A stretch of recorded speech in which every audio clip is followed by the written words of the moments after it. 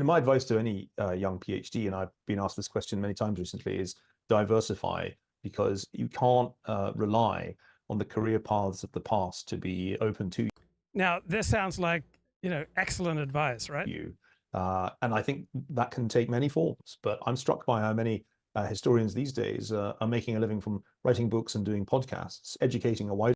Right. So Neil Ferguson certainly diversified out of the normal academic focus, but in so doing, he cost himself credibility in the academic world, just like the author of Love Story, the novel, Eric Siegel, right? He was denied tenure at Yale University as an English literature professor because of the trashy nature of his book. So too, as Neil Ferguson has diversified over the past 20 years, all right, much of his output has been trashy, and that's cost him academic credibility.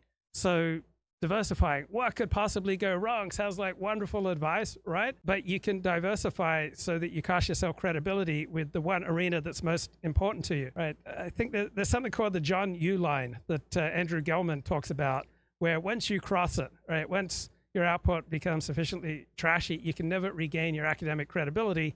And Neil Ferguson, crossed the John Yoo line about 20 years ago. John Yoo is the lawyer who came up with the George W. Bush administration's legal rationale for enhanced interrogation techniques, aka torture.